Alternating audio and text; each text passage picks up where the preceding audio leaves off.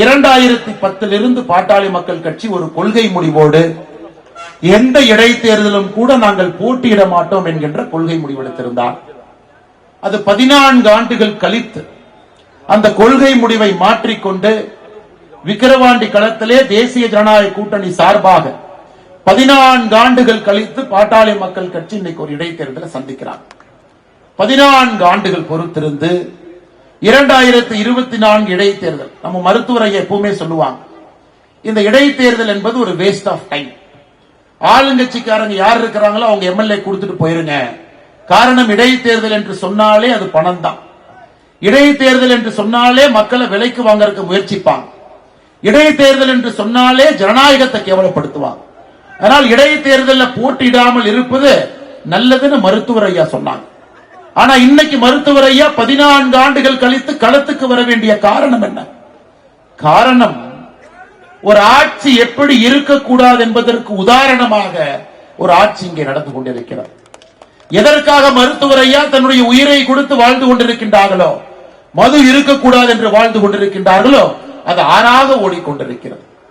65 பேர் இந்தியாவுடைய எந்த மாநிலத்திலும் கூட சமீப காலத்தில் கள்ளச்சாராயத்தை அறிந்து இறந்ததாக நாம் பார்க்கல.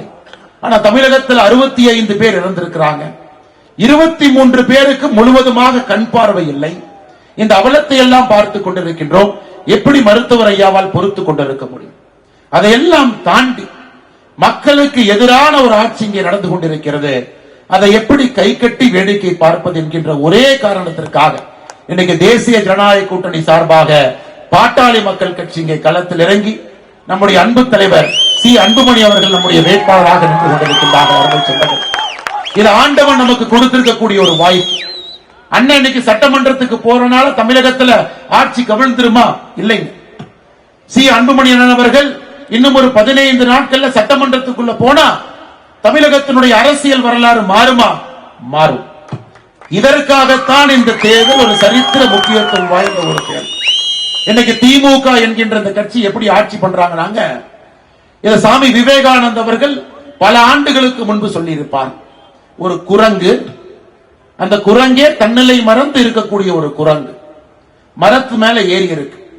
அந்த குரங்கு மரத்தின் மீது அமர்ந்திருக்கும் பொழுது ஒரு தேல் அந்த குரங்கை கடிச்சு வச்சிருக்கு. யோசிச்சு பாருங்க, ஒரு தேல் ஒரு குரங்கை கடிச்சு வச்சா அந்த குரங்கு எப்படி இருக்கும்? அதுக்கப்புறம் அந்த குரங்கு கல்லை குடிக்குது. தேளால் கடிப்பட்ட ஒரு குரங்கு கல்லை குடித்து விட்டு வீதிக்கு வந்தால் எப்படி இருக்குமோ அதுதான் இன்று திராவிட முன்னேற்ற கழகத்தினுடைய ஆட்சி. மதம் பிடித்த யானை என்று சொன்னால் அது பொய்யாகிவிடும். அதிகார பலத்தை வைத்துக் கொண்டு நான் என்ன வேண்டுமானாலும் செய்வேன், யாரும் என்னை கேள்வி கேட்க மாட்டார்கள். ஜனநாயகத்தில் தேர்தல் வரும் பொழுது பணம் கொடுத்து விலைக்கு வாங்கி விடுவேன். ஜனநாயகத்தையே ஒரு புதைகுழியிலே நான் புதைப்பேன்.